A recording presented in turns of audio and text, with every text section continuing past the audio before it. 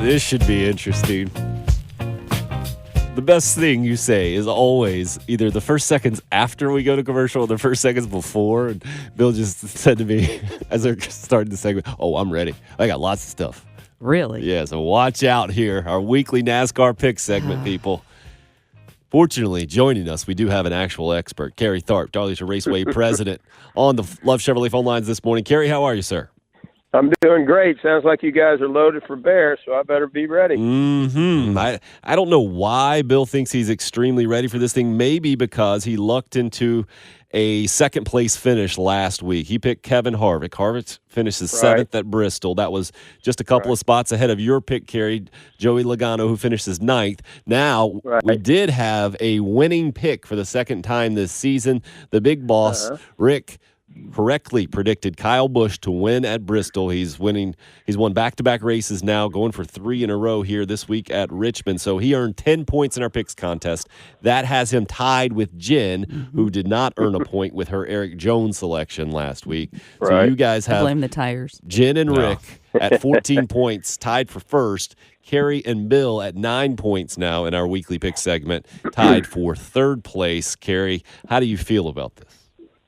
Well, I can't believe I've let Bill catch me. That's really kind of embarrassing, to be honest with you. But it's always good to take care of the boss. Glad he was able to have a win last week with Kyle Busch. And, you know, back-to-back wins for Kyle Busch in the series. Now, all of a sudden, it's him and Kevin Harvick are the ones that have been, kind of dominating the first quarter of the series schedule so far. But, I'm really kind of frustrated and downtrodden that Bill has caught me, but I'm not going to let that stand in the way of kind of trying to crush him the rest of the way. Excellent. Okay, all right, Kerry, the only reason we're tied is because you got the Final Four pick. You got Villanova and got a point. If it wasn't for that one, I'd be I would be winning. So you got me. Yeah, how about that? How you love that? Now we're going to this D-shaped track. It's 0.75 it's long. Right. Miles. What are you thinking, kilometers? You've been reading it up on Wikipedia, haven't 14 degrees in the turns. I am ready. This. I've prepped and ready for this. 14 degrees. That is a key fact to know when picking the racers this week. Okay, it is a Saturday night race in Richmond, Kerry. Maybe you can give us some non-red facts about what you're expecting to see on Saturday night. Well, Richmond is one of my favorite tracks. It's an excellent venue. They're having some construction up there. They're really reconfiguring their infield. It's not totally done. It'll be done in September. But it's a great place for a race. There's always excellent competition there. I've seen some exciting finishes there, and I don't expect anything different Saturday night. It's a track that lends itself to really some of the stalwarts of the sport have run well there of late. And so I think it's going to be an excellent race Saturday night, and I think it's going to be maybe the last 2 or 3 laps somebody passes for the lead. I mean, Kerry's on top of it. He knows, I'm sure he's well aware, that the 1946 AAA championship car season was unique in that it was the first post-war Indy car race. Did you guys know that? I mean, this is a long tradition at Richmond. Incredible tradition. Long tradition, absolutely. Our apologies. Absolutely. For him, I got nothing. Kerry. Hey, I do have a question about manufacturers, and I want to kind of get Kerry's opinion. What are your thoughts on them bringing a Mustang to the Monster Energy Series next year? Well, I think that's cool. I tell you, Mustang, when you think of muscle cars, you think of Mustangs, you think of Camaro, and the Chevrolet has already brought the Camaro in the sport this year. And so, Ford is, not holding back. They're going with the Mustang next year, and let's hope that it can continue to have the success that the Fusions had for them this year.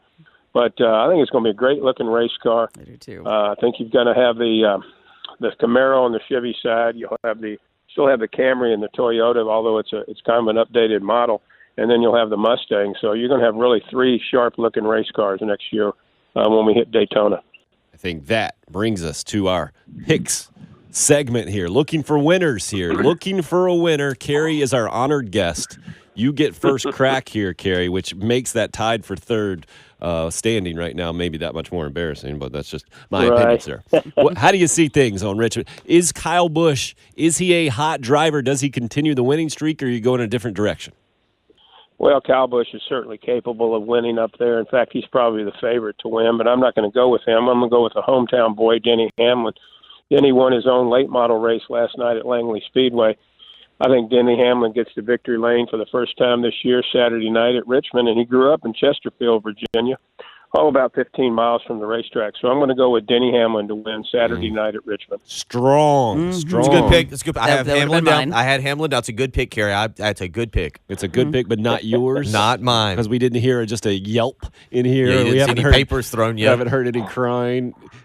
That's good. That's good. We'll let. What do you think, Jen? Do you want pick number 2, or do you have any faith in that Bill might steal your pick? I don't know.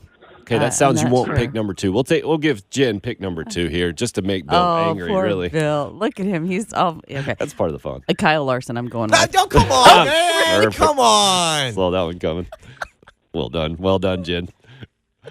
I like that you guys don't even confer on this thing, and yet you still make him grizzled every single week. I love that.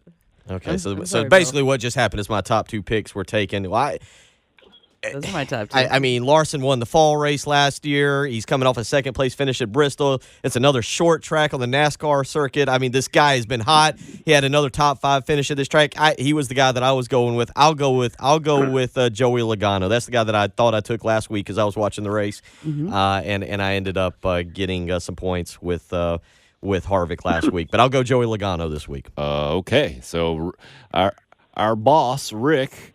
I thought he gave us 4 names because we save him until last because he runs the place. So why should he get an early pick? Right, That's exactly. not fair. Right. But he lucks into his first pick. He went the obvious in Kyle Busch.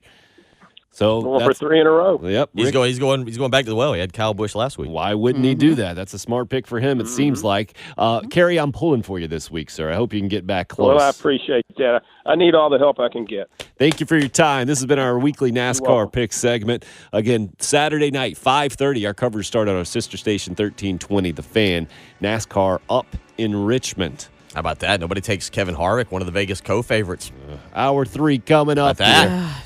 We'll try to shut up. Man, that was a good segment by me.